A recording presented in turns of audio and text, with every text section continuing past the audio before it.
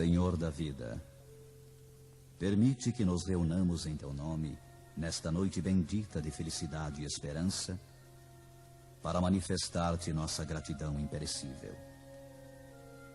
Não te rogamos, Senhor, vantagens e benefícios para nós outros, ricos que somos de Tua luz e misericórdia.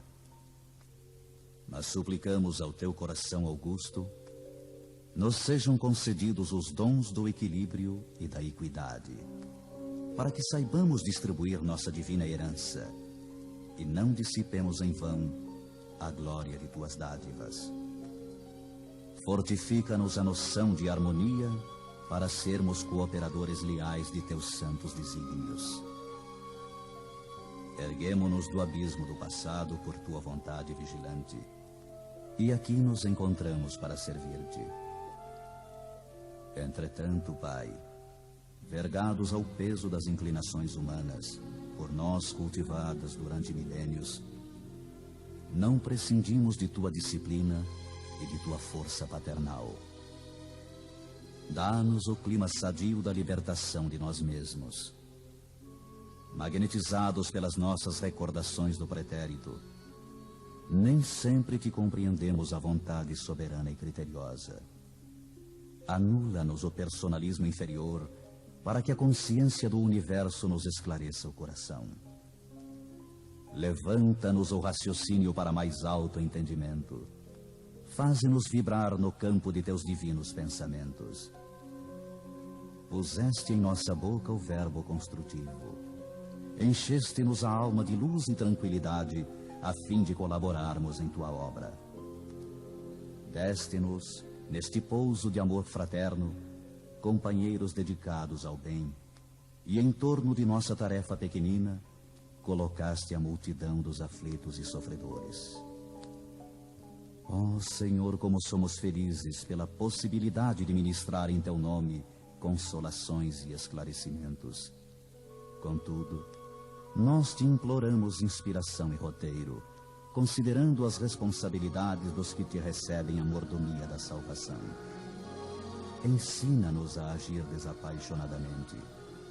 Infunde-nos o respeito pela autoridade que nos deste. Ajuda-nos a desprender a mente das criações individuais, para que Te sentamos mais de perto no esforço coletivo da elevação comum. E toda vez que nossos atos traduzam interferência indébita do livre-arbítrio na execução de Tuas leis, repreende-nos severamente, para que não persistamos no desvio impensado. Somos Teus filhos frágeis e confiantes. Todas as Tuas resoluções a nosso respeito são excelentes e belas. Concede-nos, pois, bastante visão, de modo a enxergarmos nossa aventura em Teus desígnios, sejam quais forem. Somos servos humildes de Tua sabedoria gloriosa. Neste celeiro de paz consoladora, recebemos através de 1000 recursos diferentes a Tua presença indireta, com a qual são atendidos os que choram e padecem. Ó Pai compassivo, que felicidade maior que esta, a de espalhar com nosso Senhor Jesus Cristo as Tuas bênçãos redentoras e carinhosas. Que escola mais rica, além da que se localiza nesta casa, onde aprendemos jubilosos a exercer o dom sublime de dar, dilatando-nos a alegria, estimulando-nos a coragem, santificando-nos a esperança, Tu permites ainda, Senhor, que possamos atender ao coração interessado em lenir e confortar espíritos queridos que se perderam de nossa companhia no curso incessante do tempo. De alma voltada para a Tua magnanimidade, endereçamos-te reconhecimento sem termo. Sê louvado por todos os milênios dos milênios. Sê glorificado por todos os seres da criação. Teus servidores nesta casa de edificação agradecem-te as oportunidades preciosas de trabalho e esperam a continuidade de Tuas bênçãos. Que a Tua infinita luz seja refletida em todo o universo infinito. Assim seja.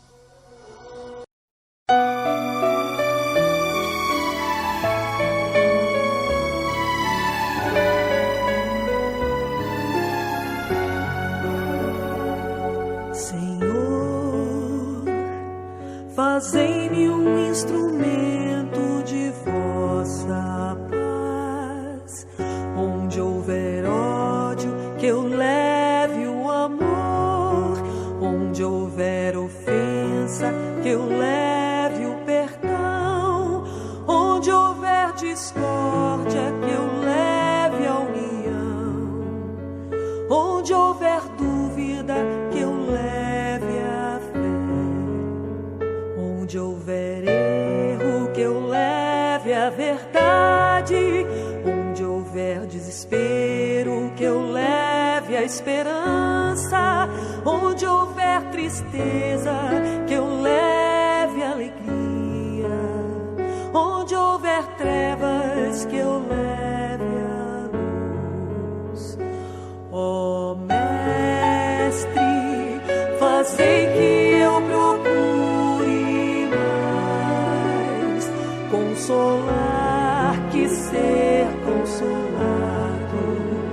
compreender que ser compreendido, amar que ser amado, pois é dando que se recebe, é perdoando que se é perdoado, e é morrendo que se vive para a vida eterna.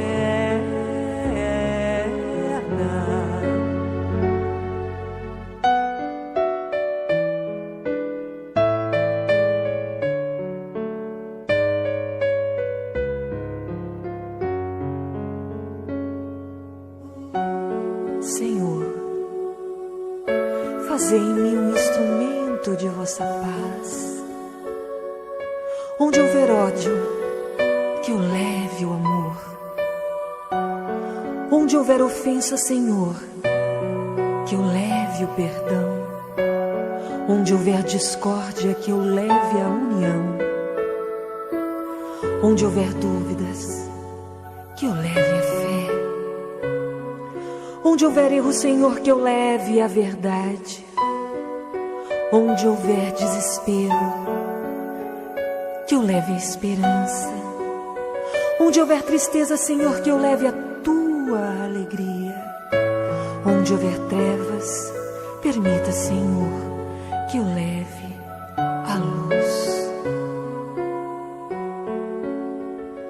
Ó Mestre, fazei que eu procure mais consolar que ser consolado, compreender que ser compreendido, amar que ser amado, pois é dando que se recebe, é perdoando que se é perdoado, e é morrendo que se vive para a vida eterna.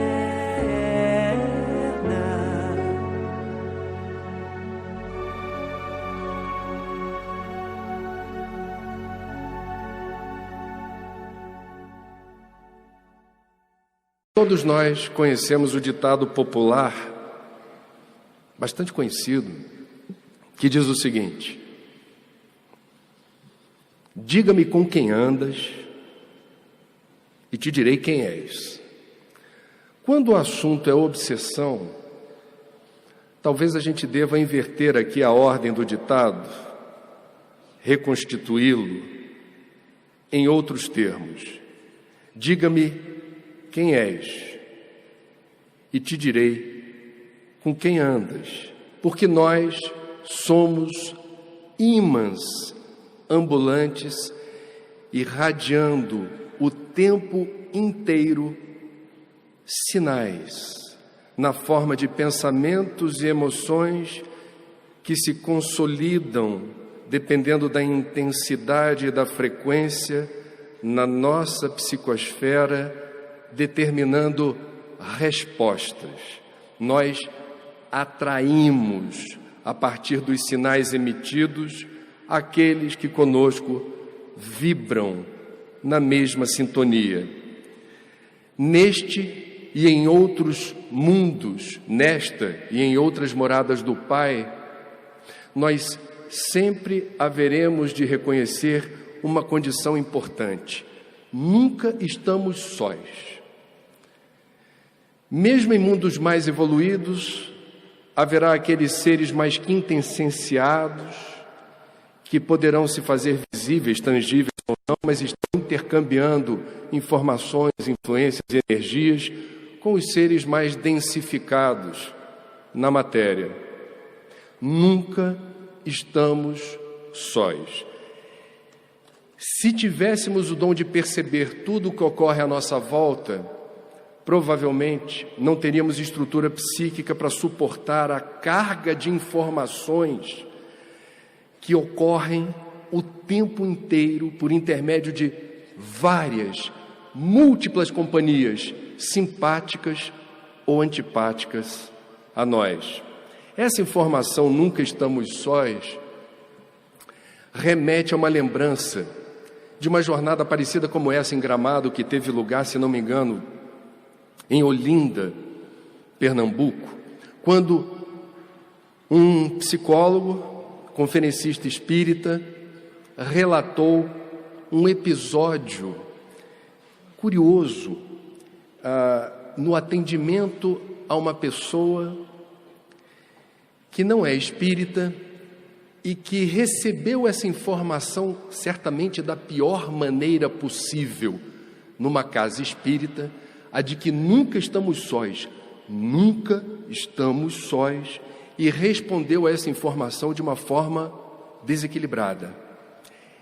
Isso causou uma profunda angústia, uma profunda ansiedade nessa pessoa. Como assim nunca estamos sós? Eu não tenho privacidade? Eu não tenho meus momentos sozinha? Quando ela chegou no consultório precisando de ajuda, ela já estava há longos 2 meses sem se despir e sem tomar banho, intimidada com essas presenças ocultas que poderiam vê-la numa situação que ela não queria cumplicidade, ela não queria compartilhar aspectos da sua intimidade. Vejam como é delicada a informação que, para nós espíritas, que precisamos estudar minimamente a doutrina para compreender o que foi muito bem colocado pelo Dr. Alberto, as conexões, as pontes, como é que você se situa no tabuleiro da vida. E nem sempre na casa espírita quem chega pela primeira vez tem o direito respeitado de assimilar as informações da doutrina com o devido cuidado, com a devida cautela, de forma pedagógica, cuidadosa. Muito bem, nós estamos, como diria Paulo, o apóstolo dos gentios, cercados de nuvens de testemunhas. Existem várias passagens bíblicas que aludem a essas presenças ocultas. Jesus, certa vez, chegando numa comunidade, teve a sua atenção despertada para um espírito que foi denominado por aqueles que o conheciam, uma criatura, como um espírito imundo, perturbado, que era irracível, não se comportava socialmente de forma adequada. E Jesus, obviamente, se aproximou desse homem e perguntou: qual o seu nome? E ele respondeu: meu nome é Legião. Somos muitos. Jesus expulsou esses espíritos que acompanhavam essa alma sofrida. Portanto, nós precisamos, enquanto espíritas, entender de que maneira estabelece-se essa relação intermitente, no estado de vigília ou sonambúlico, com esses que nos rodeiam. E esses que nos rodeiam, vamos lembrar a questão 459 do Livro dos Espíritos, não são seres desprezíveis. Eles exercem influências, por vezes, importantes para escolhas que fazemos na nossa existência. E precisamos saber lidar com essas criaturas. A questão é: os espíritos influem sobre os nossos pensamentos e as nossas ações? E a resposta da espiritualidade maior é: nesse sentido, a sua influência é maior do que supondes, porque muito frequentemente são eles que vos dirigem. Pois bem, meus amigos, qual é a informação que a gente precisa reter? E é curioso, eu como jornalista sou profissional de comunicação, reiteradas vezes nesse encontro, muito mais do que das vezes anteriores, nós estamos verbalizando e ouvindo os confrades verbalizarem, em diferentes circunstâncias e momentos, o fenômeno inexorável das redes sociais. Estamos falando aqui reiteradas vezes de WhatsApp, Facebook, Twitter. E aí vai um convite. Ontem a gente estava reunido com a garotada falando de prevenção do suicídio. Eles me deram uma aula de lucidez e inteligência. Que a gente possa usar as redes sociais em nosso favor, por exemplo, para explicar o fenômeno da obsessão. Porque todo mundo conhece o Facebook. O Facebook é a invenção daquele Zuckerberg, com a ajuda de um brasileiro chamado Severin, ou Severin. Nós temos o Mind Book. O Espiritismo já fala de Facebook em outros termos há muito tempo. Nós plasmamos o tempo inteiro formas de pensamento, ideias ou emoções que ficam estampadas na telinha do nosso Mind Book. E isso literalmente se torna visível, tangível e acessível para todos aqueles que nos rodeiam na nuvem. Veja a simetria com que Paulo disse, cercado de nuvem de testemunhas. Nuvem é uma expressão que os estudiosos da informática, os navegadores, os provedores de conteúdo também usam. É a nuvem do território livre da internet. Pois bem, estampamos os pensamentos e emoções que se consolidam na nossa psicosfera e receberemos curtidas. Teremos seguidores para o bem, em nosso favor, em favor do nosso equilíbrio, da nossa paz, da nossa serenidade. Se mantivermos alinhado o nosso pensamento, serenando as nossas emoções, tentando construir nas nossas rotinas, isso é difícil, através do consumo de pacotes edificantes de energia, boa música, boa leitura, programas mais interessantes na televisão, se isso for possível, peças de teatro, conversas edificantes onde estivermos. Tudo isso é nutrição espiritual, tudo isso significa profilaxia da alma e mensagens que terão boas curtidas, que são aquelas que nos interessam, os seguidores que nos ajudam. Nos momentos de vigilância, quando não prestamos atenção no que estamos digitando, e aqui vai uma dica de jornalista para quem está fazendo comunicação virtual: jamais escreva uma palavra sequer com o fígado no papel ou na internet. Cuidado, a comunicação tem que ser objeto de um preparo, porque o que se escreve fica eternizado. Depois, para você dizer, desculpa, foi no momento de cabeça quente. Já foi. E já teve muitas curtidas. Porque no mundo de provas e expiações, e o território livre da internet confirma isso, quanto mais grosseira, rasteira, agressiva for a mensagem, mais popular ela se torna nas redes. É impressionante. Façam essa conferência. Há estatísticas comprovando que é fácil você ter inserção ou imersão na rede virtual, recorrendo à crítica, à agressão, à denúncia vazia, à fraude, à mentira. Evidentemente, isso não conta pontos na nossa evolução, muito pelo contrário. Portanto, no nosso Mind Book, nós precisamos ter uma programação adequada ao nosso projeto evolutivo. Cuidado com o que você pensa, cuidado com o que você sente. Nós temos aproximadamente, são várias as pesquisas, eu já vi toda sorte de números sobre a quantidade de pensamentos que a gente é capaz de irradiar a cada dia.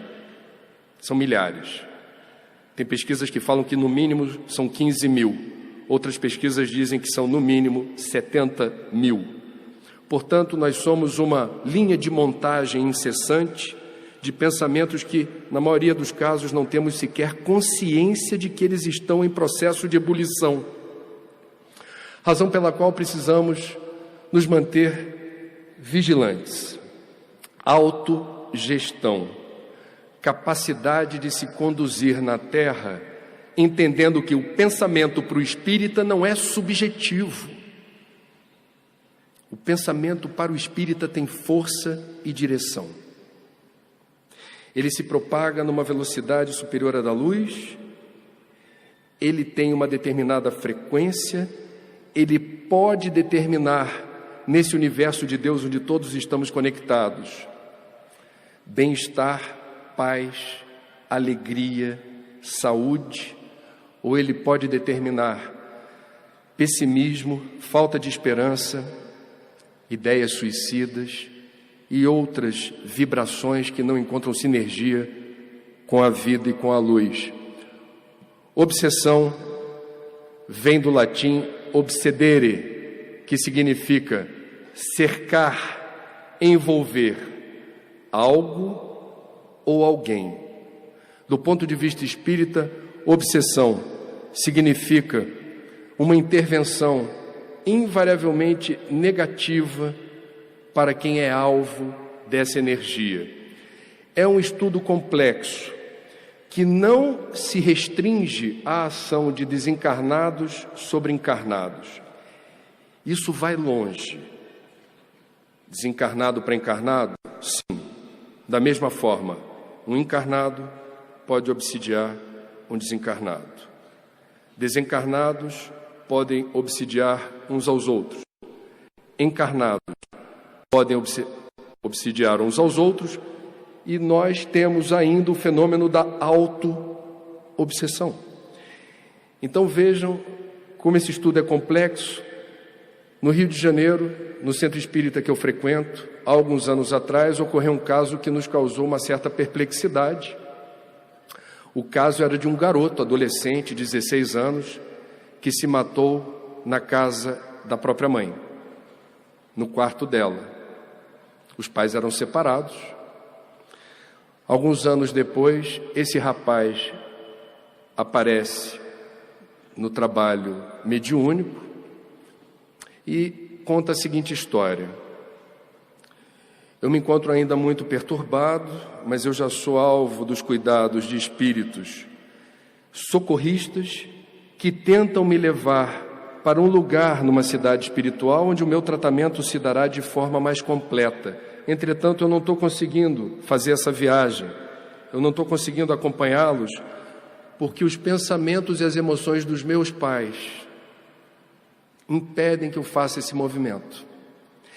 E o pedido que foi feito por esse rapaz se deu no sentido de que nós fizéssemos contato com os pais, reportando o que esse garoto estava dizendo, para que os pais tentassem, de alguma maneira, mudar essa vibração. Eu fiz contato com a mãe, que eu não conhecia. Ela não é espírita. Eu procurei falar com respeito à crença, ou ausência de crença dela, cumprindo a minha função. E foi muito interessante, porque ela, num dado momento, porque eu pedi para o rapaz me dar alguma informação muito sigilosa, muito da intimidade, que pudesse confirmar a identidade dele perante os pais, ele me deu essa informação. Constatada a autenticidade da origem daquela informação, a mãe começou a chorar copiosamente e disse que o sentimento que ela nutria pelo próprio filho após esse desastre era de raiva. Ela não falou ódio, mas pela conversa que tivemos eu percebi que era um sentimento muito, eu diria, negativo, de incompreensão, de intolerância. e quase de revolta, não compreendendo a razão pela qual o filho, através desse gesto extremo, infligiu a ela um sofrimento, uma ferida que não cicatrizava. Vocês vejam, entre uma mãe e um filho, e a reencarnação no teatro da vida, esses papéis são sempre reconfigurados, mas como a obsessão, se eu bem entendi o que a doutrina espírita chama de obsessão, uma influência negativa, que determina algum tipo de prejuízo para o espírito que é alvo desse pensamento ou dessa emoção, uma mãe obsidiando o próprio filho. Isso é possível de acontecer, isso acontece com maior frequência do que a gente imagina. Nós temos aqui um livro homenageando o Rio Grande do Sul, com um dos fundadores da Associação Médica Espírita desse estado, o Dr. Cícero Marcos Teixeira, que lançou recentemente um livro que aborda, sob várias leituras, a questão da psicosfera. Ao abordar o problema da obsessão, o professor Cícero diz: nos processos obsessivos, de modo geral, a infestação psíquica se faz através da respectiva psicosfera, com apoio nas tomadas mentais, estabelecidas por meio de um processo de sugestão hipnótica e telepática, na qual o observador procura manter o pleno comando das reações psicoafetivas do obsidiado, induzindo-o a um comportamento de submissão parcial ou total nos casos mais graves de obsessão. Há um capítulo inteiro do Livro dos Médiuns que aborda, no melhor estilo Kardec, discípulo de Pestalozzi, cientista, pedagogo exemplar, catalogar era a ciência. Essa capacidade de você tentar comunicar um conhecimento tão complexo, sistêmico e holístico, da maneira com que Kardec operou esse gigantesco trabalho, é algo fabuloso. No Livro dos Médiuns está lá o que Kardec chamou de obsessão simples, que é aquela que no dia a dia a gente enfrenta o tempo todo. São pensamentos implantados quando a gente abre a guarda, e é mais fácil detectar quando, de repente, subitamente, nós nos sentimos, por vezes, entretidos com uma ideia que a gente não sabe de onde veio. E essa ideia pode germinar e determinar prostração, desânimo, desalento, e você fala: peraí, quando é que eu comecei a pensar nisso? E por que eu estou pensando nisso? E aonde esse pensamento está me levando? Algumas pesquisas são muito interessantes na área da ciência médica, quando você monitora a partir, por exemplo, da prece. Você coloca sobre o paciente cobaia eletrodos e fala assim: agora pode rezar. E no ato da prece, há uma transformação metabólica, pressão arterial, batimento cardíaco, temperatura do corpo, sudorese. A pessoa determina, a partir da prece, uma mudança imediata, mas não espera muito tempo. É uma fração de segundo, você determina um outro estado vibracional, uma outra resposta metabólica, com interferência inclusive na capacidade do seu sistema imunológico estar mais robusto, mais protegido. Obsessão simples, portanto, é aquela do dia a dia. Os budistas chamam de macaquinho travesso, o pensamento invigilante. Quando a gente não tem a menor noção, a menor preocupação em autorreferenciar no que estou pensando hoje, como está minha cabeça agora, o que eu estou fazendo nesse momento do ponto de vista da minha vibração, onde ela está, de que maneira ela está. Quando a invigilância impera, o macaquinho travesso comemora e vai pulando de galho em galho, sem nenhum comprometimento com nada, e nós vamos junto com eles. Razão pela qual os budistas preconizam, como hábito importante num projeto evolutivo, a meditação. Joana de Ângeles fala muito sobre meditação, seja qual for a técnica escolhida. Mal comparando, a meditação tem a função de um forno autolimpante.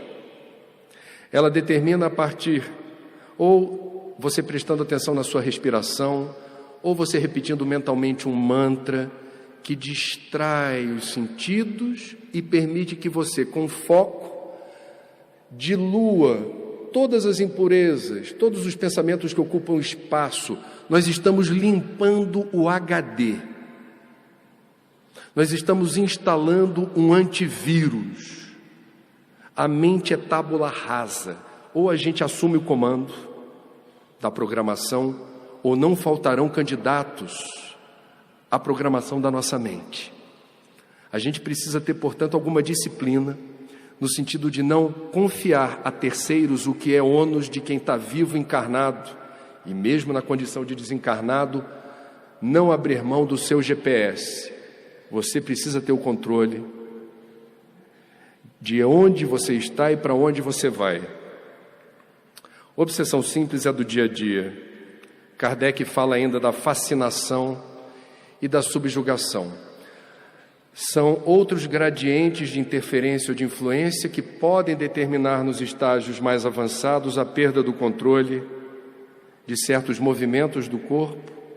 Você não tem mais o autocomando em certas situações, o que é muito humilhante para alguém que não tem a chance de autocontrolar-se, por exemplo, na hora de estender uma mão, na hora de andar ou na hora de ajoelhar. Ela não está no comando. Nesses casos, quando ocorre, por exemplo, o suicídio, e a gente precisa ter esse cuidado de não generalizar a mesma destinação espiritual de todas as pessoas que cometem autoextermínio, uma pessoa nesse estado de subjugação ou possessão, obviamente, dado esse nível de interferência, quando a gente fala de tamanha sinergia, esses clichês mentais que conjugam diferentes seres irmanados numa mesma vibração tóxica que torna o livre-arbítrio obnubilado. Nesses casos, o suicídio, no plano espiritual, obviamente, o destino desse que se mata não pode ser comparado a de alguém sem uma psicopatologia claramente diagnosticada, de forma fria e calculista, que resolve abandonar a existência. São duas realidades completamente distintas, e isso é levado em conta, embora em nenhuma hipótese o suicídio signifique libertação, alívio ou solução para os problemas. Meus amigos, vejamos no dia a dia de que maneira a gente talvez devesse ter mais atenção para o risco de estarmos sob influência ou com os canais tragicamente abertos para sugestões nefastas. Gramado é uma cidade que me chama a atenção não só pelo fato de ter 20 e poucos táxis, mas pelo fato de eu poder atravessar a rua sem um semáforo, sem um sinal. Isso para carioca é perigoso. Se você passa muito tempo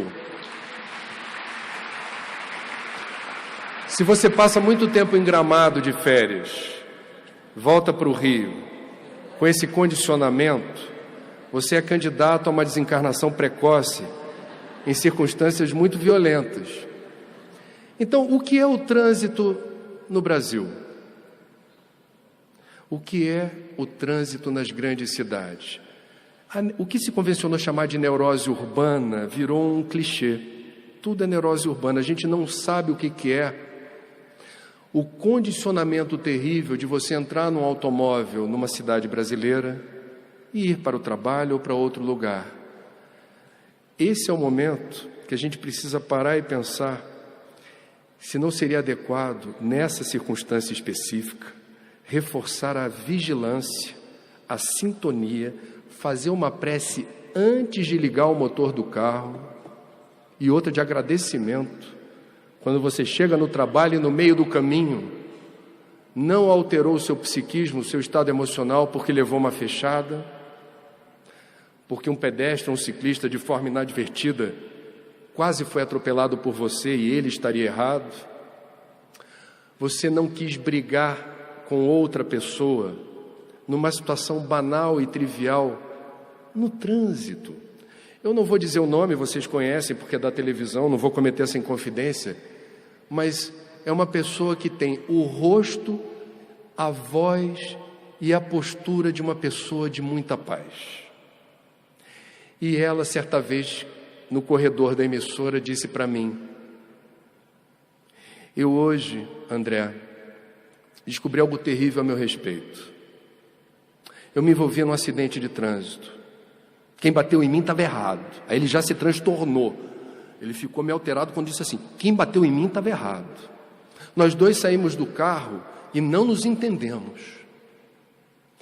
Não chegamos às vias de fato. Mas eu me assustei porque eu tive a clara noção de que se eu tivesse uma arma no porta-luva, naquele momento de insanidade, eu não pensaria 2 vezes em usá-la contra aquele que se envolveu num acidente. Minutos depois de sair do local do acidente, sobreveio a lucidez e a capacidade de fazer uma releitura desse incidente em outros termos. Mas ele registrou na memória: eu sou capaz de matar alguém. Se eu tivesse uma arma, eu faria. São muitas as informações dispersas na literatura espírita.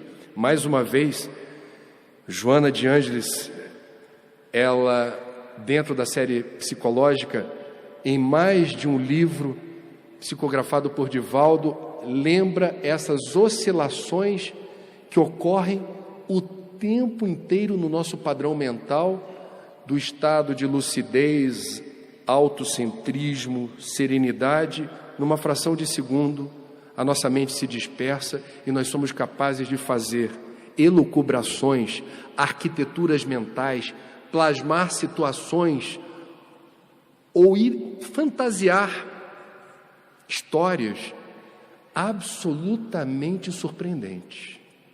Nós somos assim, no nosso nível evolutivo, essa escadinha, essa oscilação, essa montanha russa continua demandando de nós muita atenção e cuidado.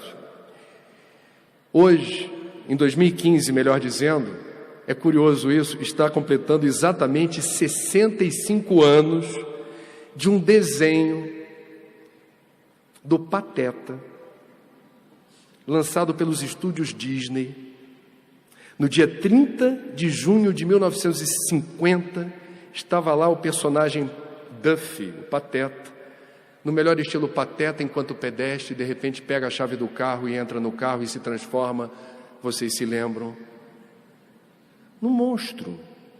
Em 1950, nós espíritas, eu não estou enfatizando aqui na nossa conversa o trânsito por acaso. No Brasil nós temos 45 mil óbitos por ano, apenas nas estradas. Eu nem estou falando das ruas das grandes cidades. É muito mais do que qualquer guerra. O Brasil é líder mundial no ranking de desencarnes em acidentes de trânsito. Em alguns casos é acidente mesmo. Acidentes acontecem.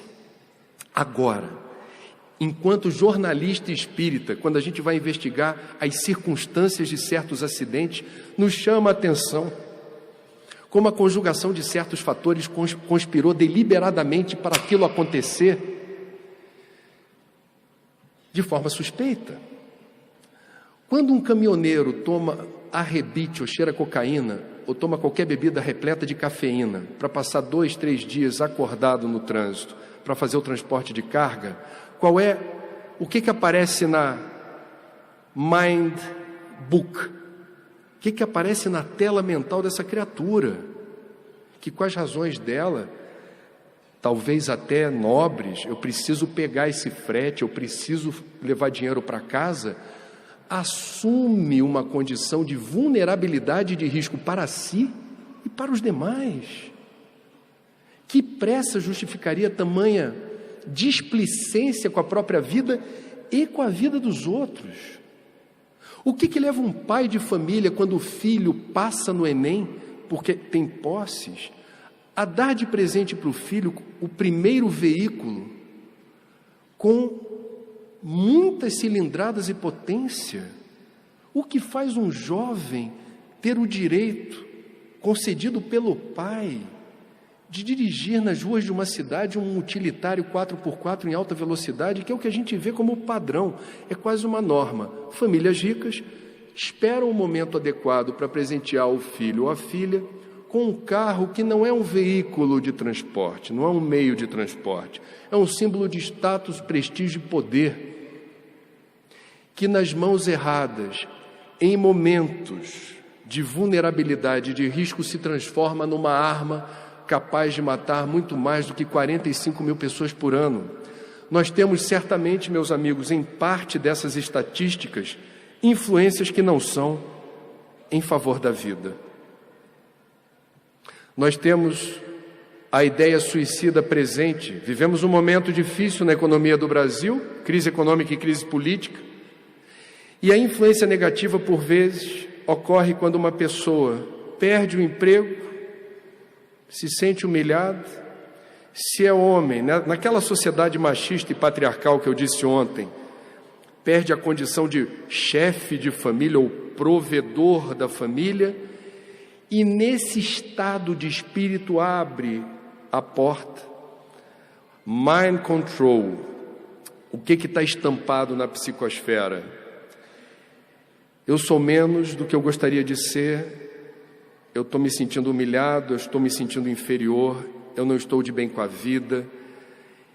E essa porta aberta abre espaço para curtidas ou seguidores que vão tentar reforçar essa perda da baixa estima, da autoestima, essa autodepreciação contínua. Nós estamos vivendo isso hoje no Brasil. A gente acompanha de perto o trabalho do CVV. O CVV registra muitas ligações de homens desempregados. Ser homem numa sociedade patriarcal, na condição de desempregado, perdendo a condição de provedor da família ou de chefe de família, por não ser mais quem está podendo botar dinheiro dentro de casa, abre-se a portinhola de uma influência que não é bem-vinda. Nós sabemos que o acesso às drogas no século XXI nunca foi tão facilitado. Discute-se no Congresso se seria uma boa ideia a liberalização das drogas. Aqui pertinho no Uruguai, essa experiência está em curso para a maconha.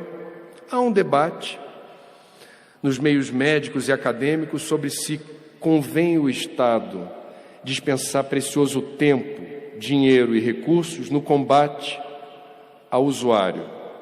É uma discussão importante, é uma discussão boa. O que a gente precisa se dar conta, enquanto espíritas, é justamente dessa intercorrência imediata em drogas lícitas e ilícitas com quem não perde tempo, é uma curtida imediata, quando funcionamos como meio condutor para o abastecimento de vícios alheios. Nós somos, portanto, muito convenientes para desencarnados que não conseguem se desligar da matéria e nos influenciam de forma obstinada, para que no primeiro momento de fraqueza, na primeira sugestão que nos for dada, para experimentarmos ou vermos o barato que dá aquilo ali, estarmos acompanhados por vezes de quem tem outras intenções, além de uma mera experiência com drogas. E isso nós estamos vendo no dia a dia, na enorme dificuldade de pais ou responsáveis com filhos que são reféns da dependência química.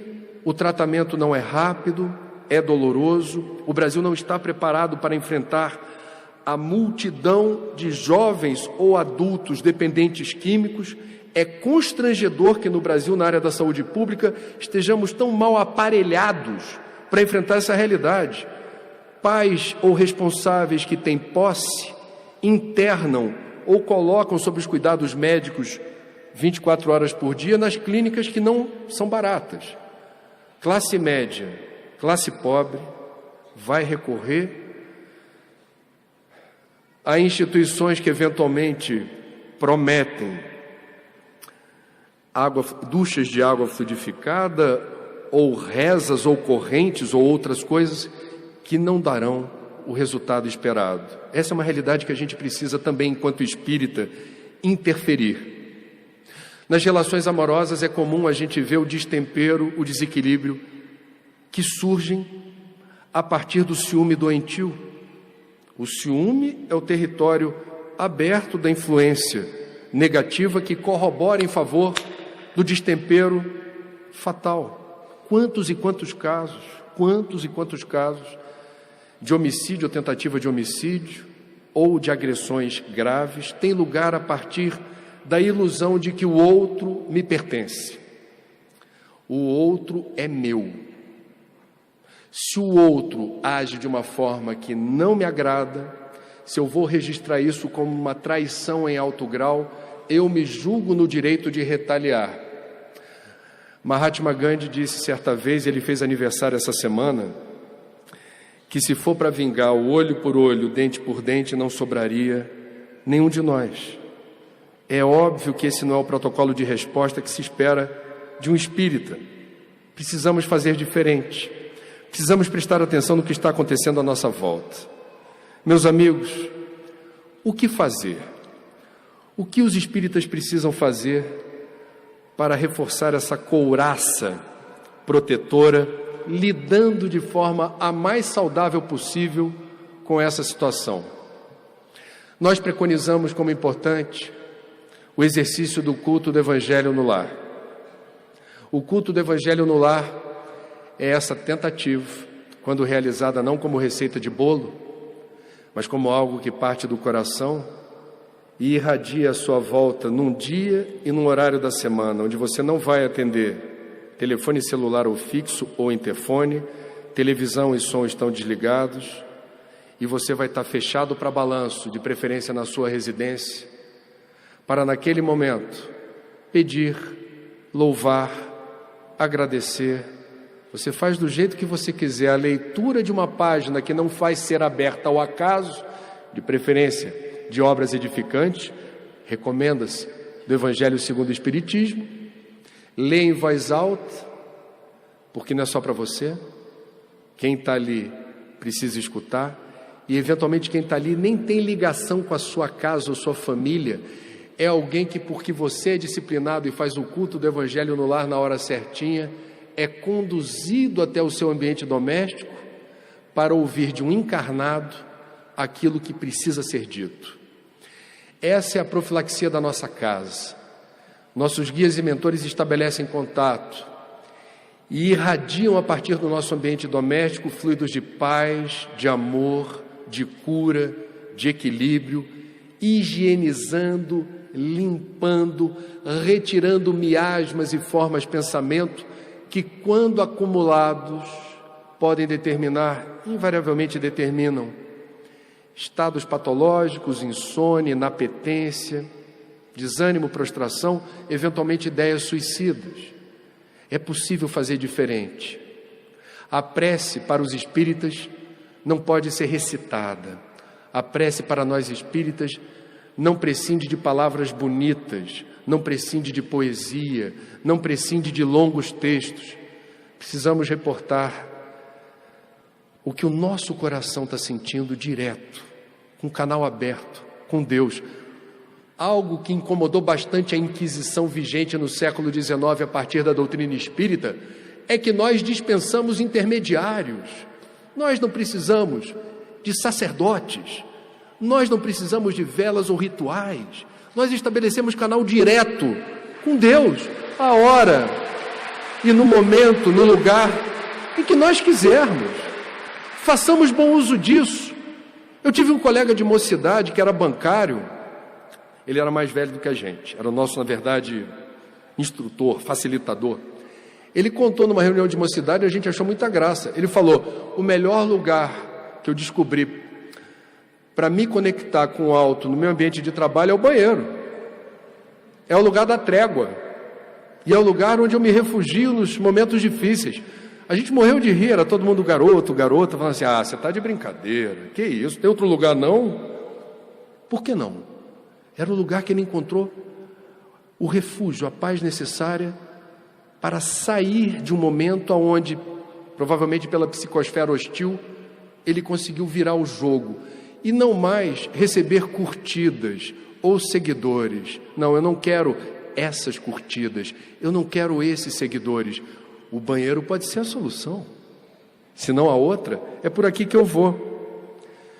Sim, a fluidoterapia, o passe magnético, essa profilaxia, essa higiene, esse asseio da nossa psicosfera é algo importante, é algo que precisa ser feito. A água fluidificada corrobora com o devido cuidado da gente não transferir para a água apenas a ela o elemento depurador. André Luiz, em uma de suas obras, testemunha o que acontece numa igreja, na hora do sacramento da comunhão, aonde o sacerdote imanta, porque o sacerdote estava ali presente em espírito, na função de pastor, e imanta as hóstias que se tornam luminosas. E André Luiz descreve a beleza do sacramento quando aquela hóstia luminosa entra na boca dos fiéis. Agora, o que acontece com a hóstia, depois que entra na boca de cada fiel, é o que é interessante.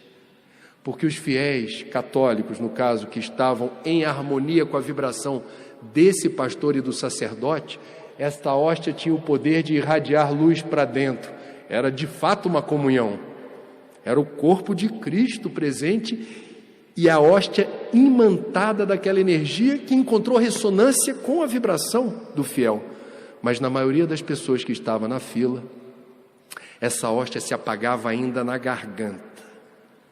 Não tinha função. Meus amigos,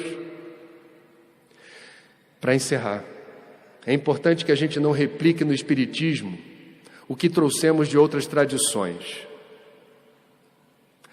Nós, em centros espíritas, por vezes, testemunhamos aqueles que acham que estão quites com o seu projeto evolutivo frequentando o centro. Diz assim, o que é ser espírita? Não, eu tenho que ir no centro uma vez por semana, assistir palestra, tomar passe, beber aguinha fluidificada. Zerei. Temos uma semana pela frente e o que vier, chegou bem. Se acontecer alguma coisa errada, semana que vem tem mais centro espírita. A gente vê que é uma tradição que a gente trouxe, um condicionamento que a gente trouxe. A maioria de nós é egressa do catolicismo, e isso acontece. Uma vez por semana vou à igreja, assisto à missa, me confesso, faço comunhão e vou à luta. Não funciona assim. Da mesma forma, nós não podemos cair na cilada de repetir o que em outras tradições é muito conveniente.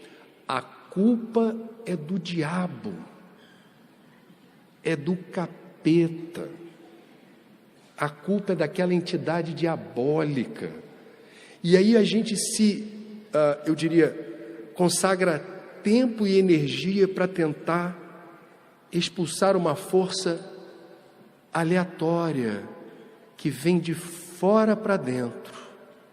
Da mesma forma como foi dito pelo Dr. Alberto com muita propriedade. Palestra pública, quando o assunto é obsessão, junta gente. O tema popular na casa espírita, porque o povo adora, é quase uma sensação de alívio, a gente saber que, graças a Deus, olha que paradoxo, o que de ruim me acontece não é culpa minha, é do meu obsessor, e que o médium passista seja competente, que faça parte dele. Ué, mas você não é espírita, você não estuda? O que você lê? Minutos de sabedoria.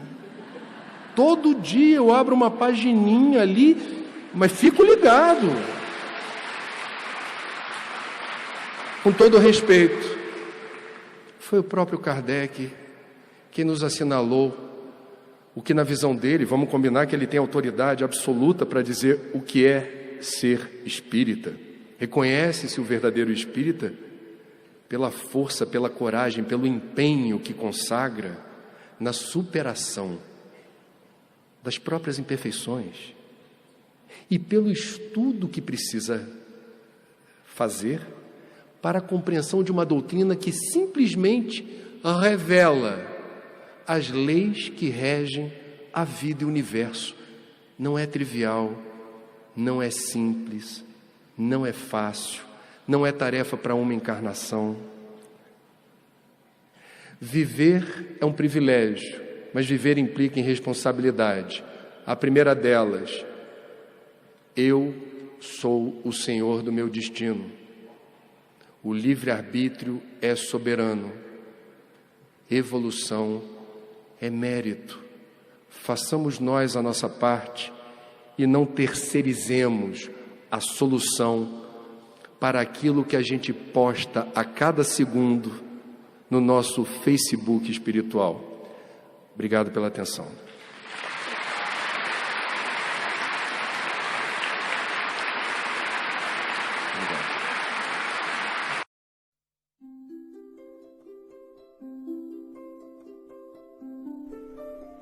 Passe virtual. Depois de iniciado o passe, não pense em mais nada. Mentalize sua casa, sua família e seus desejos. Usando a sala de passe virtual do Instituto André Luiz, esteja convicto de que realmente precisa tomar um passe. Não use a sala somente por curiosidade. Visitando a sala por visitar de maneira informal, deixará de usufruir dos seus benefícios quando dela necessitar realmente. Utilize a sala com gratidão e respeito, como faria num centro espírita material. Aconselhamos a utilização da sala apenas uma vez por semana, salvo em caso de grande necessidade. Em silêncio, evoque a proteção de Deus e de Jesus para o passe. Desejando, após a invocação, rogue também o concurso do seu anjo da guarda ou dos espíritos superiores com os quais tenha maior afinidade. Procure afastar de sua mente quaisquer pensamentos negativos. Respire fundo, pausadamente, com calma e confiança. Prepare-se para orar.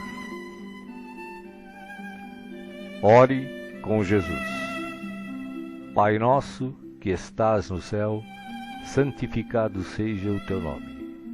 Venha a nós o teu reino e seja feita a tua vontade, assim na terra como no céu. O pão nosso de cada dia dá-nos hoje.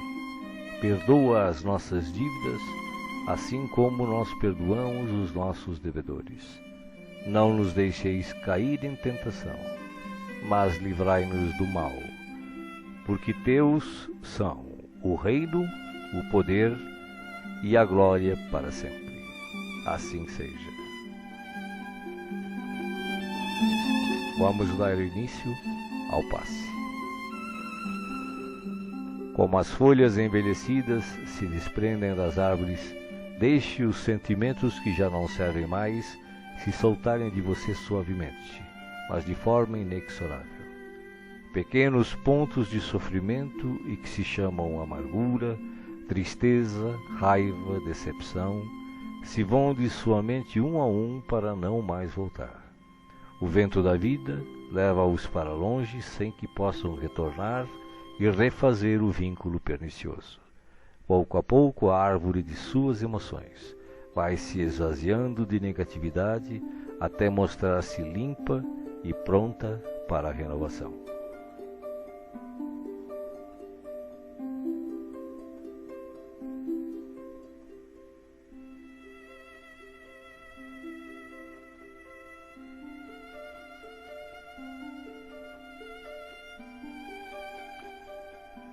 Sentindo-se leve, sem o peso das folhas mortas que se desprenderam e se foram, você recebe agora suavemente sobre o corpo e a alma a água da vida que cai em abundância dos céus.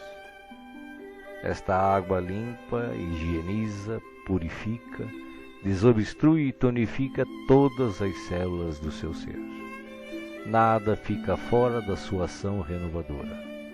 Ao tempo que limpa e hidrata o corpo, o líquido cristalino descedenta o espírito, aplacando a aflição, a ansiedade e a inquietação. Há em seu coração agora uma sensação de calma, limpeza e bem-estar.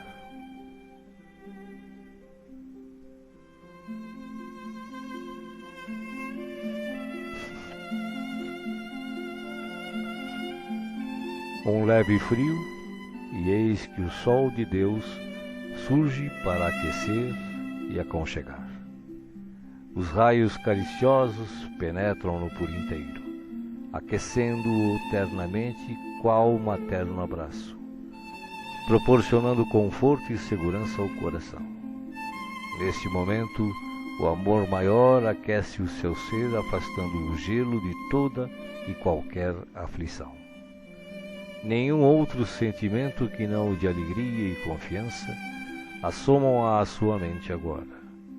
Você está em paz, envolvido pelo calor que o protege.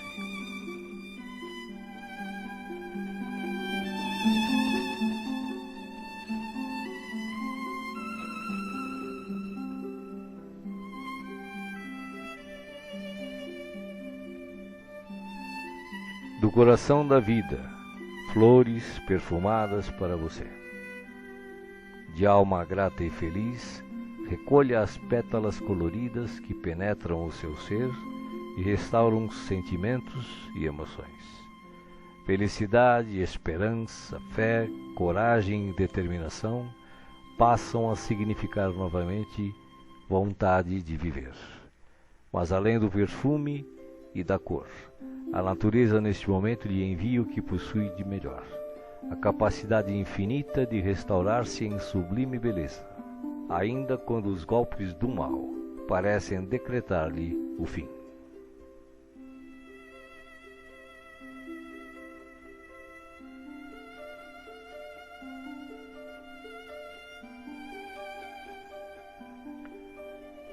As mãos divinas estão repletas de luz. Suavemente a luz transborda e se derrama sobre você, como cascata dourada de invisível e ignota essência. A alma, pouco a pouco, se impregna de doce felicidade, permitindo o renascimento íntimo dos mais nobres propósitos de elevação, progresso e realização. Banhado em sublime força, você se entrega profundamente ao doador da luz, absorvendo as energias que darão a partir de agora novo e abençoado impulso ao seu viver.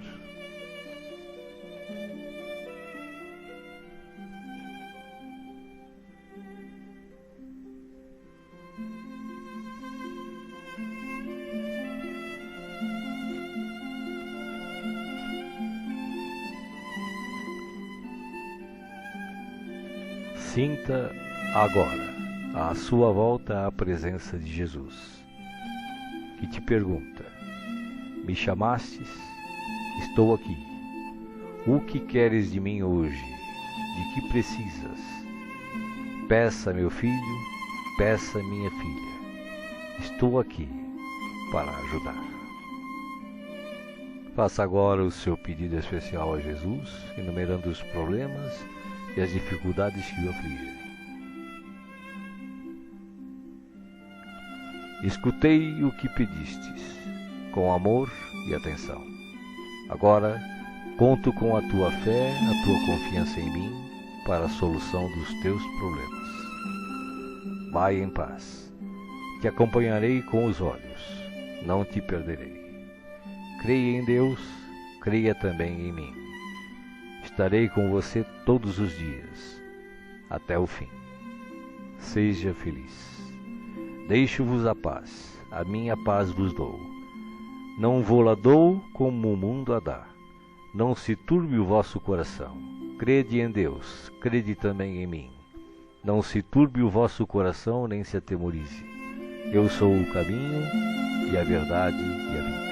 Ninguém vai ao Pai a não ser por mim. Os bons espíritos, os espíritos puros e as falanges de luz também enviam a você agora as melhores emanações de paz, saúde, alegria e refazimento.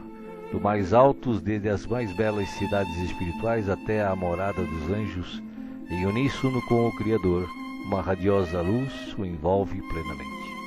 Você não está só.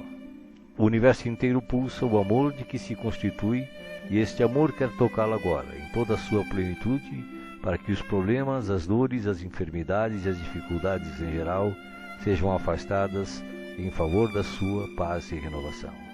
Você está recebendo vida, vida em abundância. Guarde-a no coração.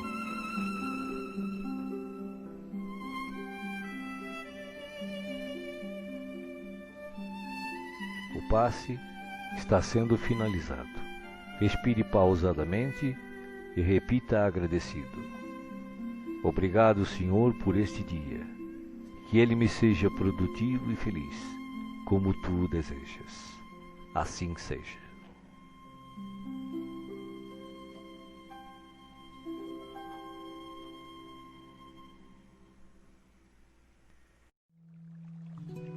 Oração para a fluidificação da água. Peço a Deus, o princípio onipresente, onisciente e onipotente, e ao Cristo planetário, forças para as legiões angélicas ou mensageiras, para que possam lutar contra o mal, em qualquer forma que se apresente, e vencê-lo.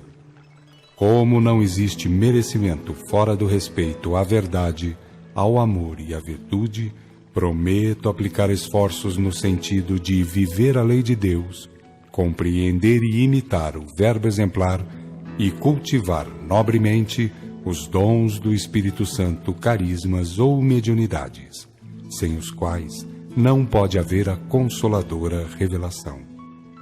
Rogo a Deus, que enviou o verbo modelo para entregar o glorioso Pentecostes, ou derrame de dons mediúnicos para toda a carne, para que a humanidade tenha realmente dignos medianeiros, que deem de graça o de graça recebido, nutrindo verdadeiro respeito à doutrina do caminho.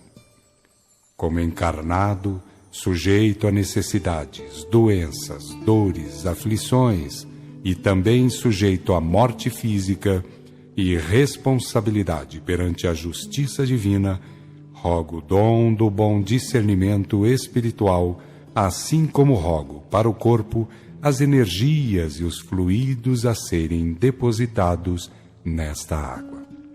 E como quem tanto necessita e roga, reconhecido agradeço a Deus, às legiões angélicas e socorristas e ao meu espírito guia ou anjo guardião. A ti, Senhor, nossos agradecimentos por esta hora de paz intraduzível e de infinita luz. Agora que cessou a nossa oportunidade de trabalho nos círculos da carne, nós te agradecemos os benefícios recolhidos, as aquisições realizadas, os serviços levados a efeito. Mais que nunca, reconhecemos hoje a tua magnanimidade indefinível, que nos utilizou o deficiente instrumento na concretização de sublimes desígnios. Vacilantes e frágeis, como as aves que mal ensaiam o primeiro voo longe do ninho, encontramo-nos aqui, venturosos e confiantes, ao pé de teus desvelados emissários que nos ampararam até o fim. Como agradecer-te o tesouro inapreciável de bênçãos celestes? Teu carinho santificante seguiu-nos passo a passo, em todos os minutos de permanência no Vale das Sombras, e não satisfeito, teu inesgotável amor acompanha-nos ainda nesta retirada da velha Babilônia de nossas paixões amargurosas e milenárias. Nada fizemos por merecer-te assistência bendita. Nenhum mérito possuímos, além de boa vontade construtiva. Claudicamos vezes sem número, dando pasto aos caprichos envenenados que nos obscureciam a consciência. Falimos frequentemente, cedendo às sugestões menos dignas. Entretanto, Jesus amado, converteste-nos o trabalho humilde em manancial de ventura que nos alimenta o coração, soerguido para as esferas mais altas. Desculpa-nos, Mestre, a imperfeição de aprendizes, traço predominante de nossa personalidade libertada. Não possuímos nada de belo para oferecer-te, ó benfeitor divino, senão o coração sincero e humilde. Recebe-o, Mestre, como demonstração da confiança de teus discípulos pequeninos e enche-o de novo com as tuas sacrossantas determinações. Reconhecidos à tua inesgotável misericórdia, agradecemos a ternura de tuas bênçãos, mas se nos deste proteção e consolo, não nos retires o trabalho e o ensejo de servir. Conduze-nos aos teus outros apriscos e renova-nos por compaixão a bênção de sermos úteis em tua causa. Cheios de alegria, abençoamos o valioso suor que nos proporcionaste na esfera da carne purificadora, onde, ao influxo de tua benignidade, retificamos velhos erros do coração. Bendizemos o caminho áspero que nos ensinou a descobrir tuas dádivas ocultas. Beijamos a cruz do sofrimento, do testemunho e da morte, de cujos braços nos foi possível contemplar a grandeza e a extensão de tuas bênçãos eternas. Agora, Senhor, assinalando nossos agradecimentos aos teus emissários que nos estenderam mãos amigas, deixa que te roguemos amoroso auxílio para todos aqueles menos felizes que nós, que ainda gemem e padecem nas sendas estreitas da incompreensão. Inspira os teus discípulos iluminados para que te representem o Espírito sublime ao lado dos ignorantes, dos criminosos, dos desviados, dos perversos.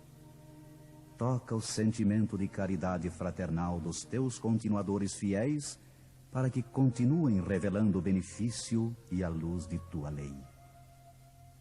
E ao encerrar este ato de sincera gratidão, enviamos nosso pensamento de alegria e louvor a todos os companheiros de luta nos mais diversos departamentos da vida planetária, convidando-os em espírito a glorificar em teu nome, teus desígnios e tuas obras, para sempre assim seja.